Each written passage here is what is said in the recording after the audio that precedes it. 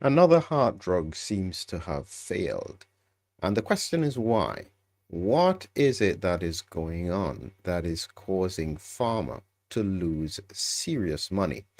I think that one of the things that I've come to the conclusion about is that if you don't understand the pathophysiology around what is going on, nothing makes sense. And here we have this reality. There's a bolt of pain for Novo Nordisk. They had been coming up with a new drug, cardiovascular drug, which they hoped was going to be a breakthrough.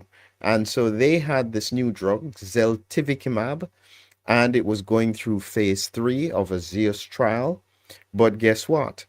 It failed. It showed no significant benefit compared to placebo.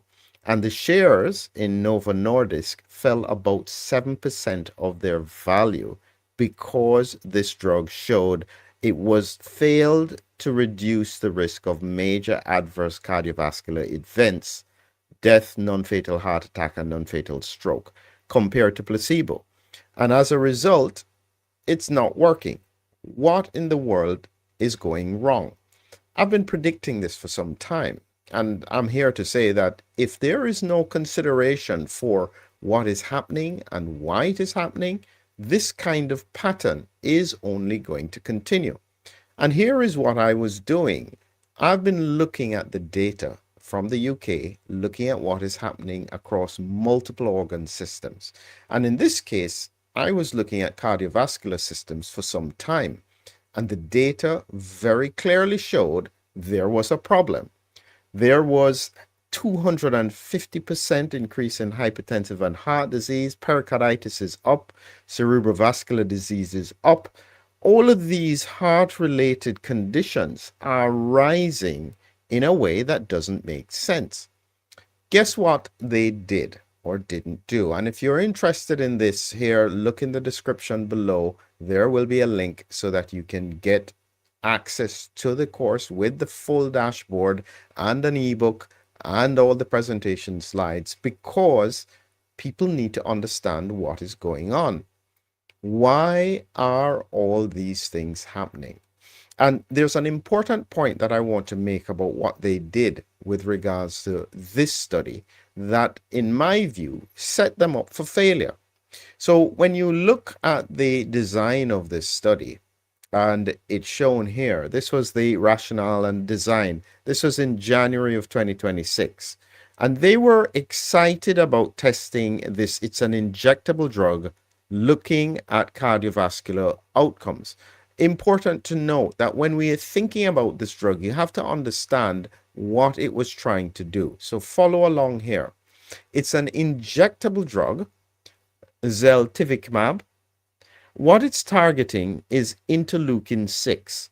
This is oftentimes released from macrophages, and macrophages are part of plaques in arteries. And so the principle is that if you suppress the interleukin 6, you would then reduce the formation of plaque and the likelihood that this would block in terms of blood vessels. So this drug then neutralizes interleukin 6 so that, in theory, the people, because heart-related conditions are largely inflammatory, they were hoping that as the inflammatory markers came down, including interleukin 6, which they showed that it would do, they would then get lower heart attack, stroke, and coronary vascular disease, cardiovascular disease. Sadly, there was no reduction. Everything here made perfect sense. But what they didn't take into consideration was this bit, the clotting. This is the bit that I'm saying is that if we don't get our head around what in the world is going on, nothing works, because the reality is that what they are seeing in this pharma trial with regards to worsening cardiovascular outcomes is likely to be reflected as well in terms of therapeutics that are being used. There is a problem. And when I had looked at it, when I was looking at the data, what they did not take into consideration, it is quite remarkable. The study went from 2021, I think it was August 2021, all the way to 2024. They did not look at COVID. The people who had COVID, the people who were vaccinated. I mean, you are begging for problems if you are not taking into consideration the inflammatory mechanisms around COVID. Now, they did exclude people who say had severe COVID, but they didn't look at the amount of shots people had.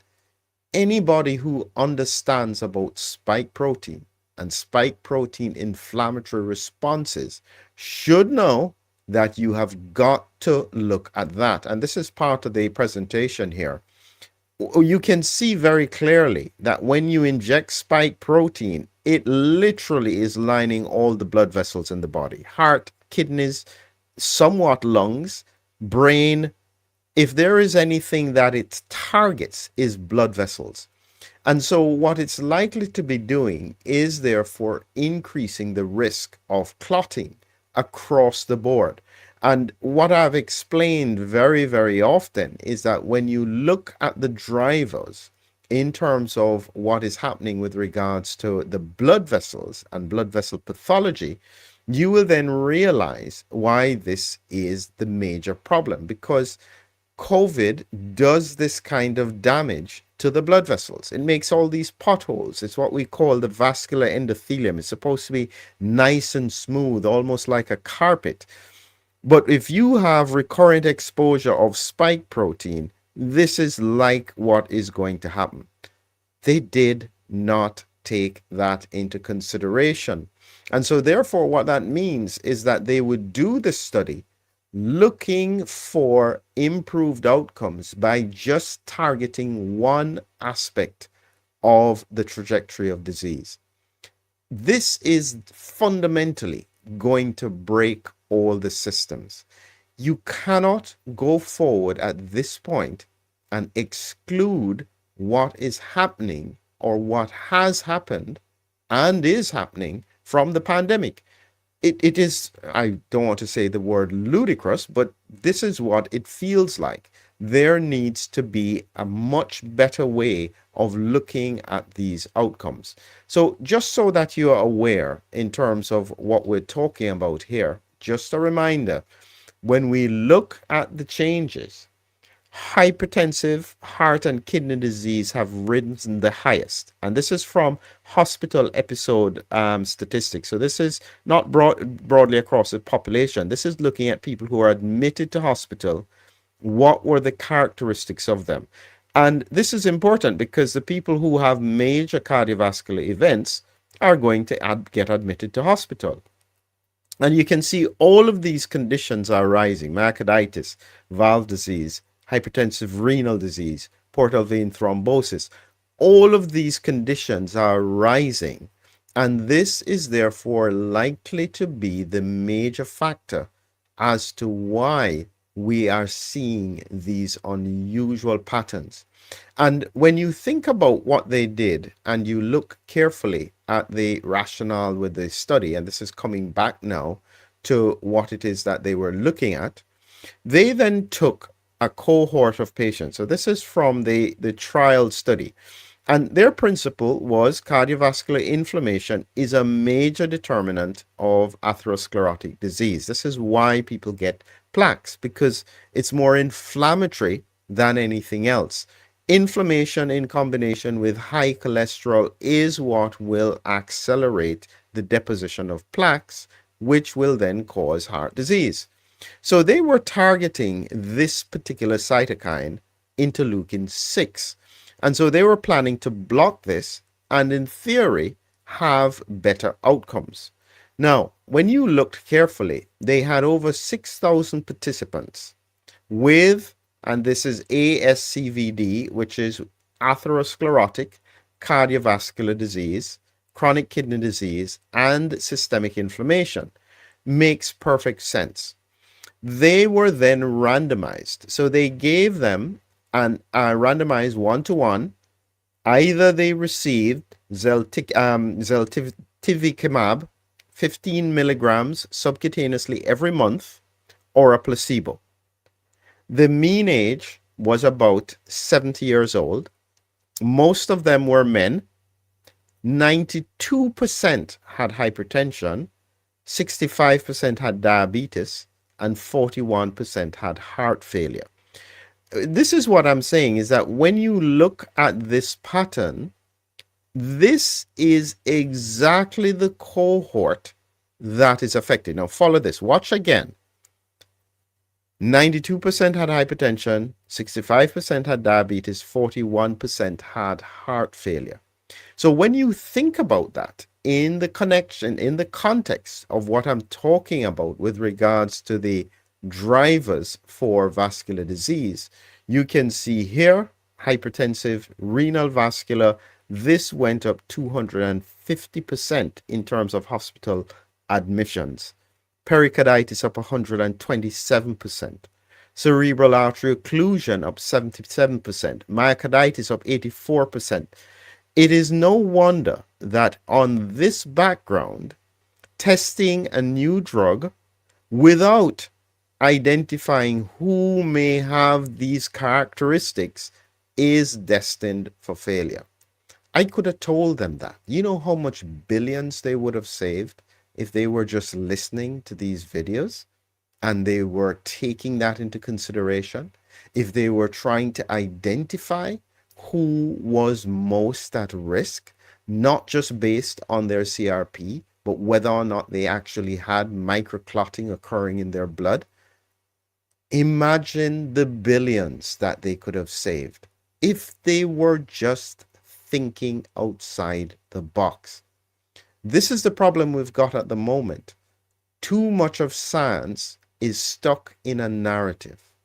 And what I'm saying is, narratives don't work when it comes to real world problems. Now, people can be in a narrative as much as they like, but when it causes a 7% drop where shareholders are losing money because these companies did not do adequate research and refused to consider the spike protein narrative, which is what we've been talking about from the day of naught, it's now starting to hit their pocket.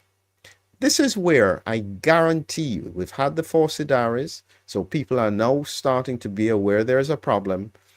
It can't be hidden when it starts to hit the bottom line.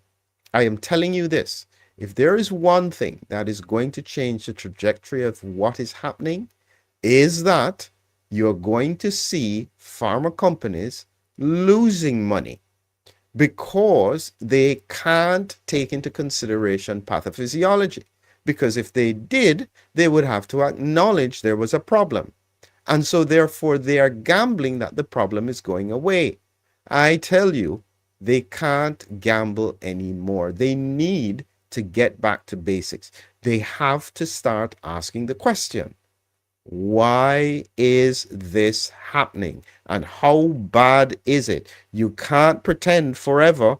These numbers are still there. They're going on and on. All of these conditions are rising. You try and do a study in this kind of environment, and you are guaranteed to lose money. So here is what you do. If anybody is financially savvy, I mean, if I was, I'd probably do this, but I don't know how to do this well. So I'll have to think about this. If I had known that this drug was being tested in this way, I would have shorted it. You know how much money I would have made on that 7% fall? Because it was blatant to me. Now looking back at this, there is no way that they would have gotten the outcomes that they wanted. And so I'm going to start looking for these drug companies, because if they don't take this into consideration, they are going to continually fail at the trial level. If they fail, since they don't want to talk about the narrative, make them feel it in the pocket.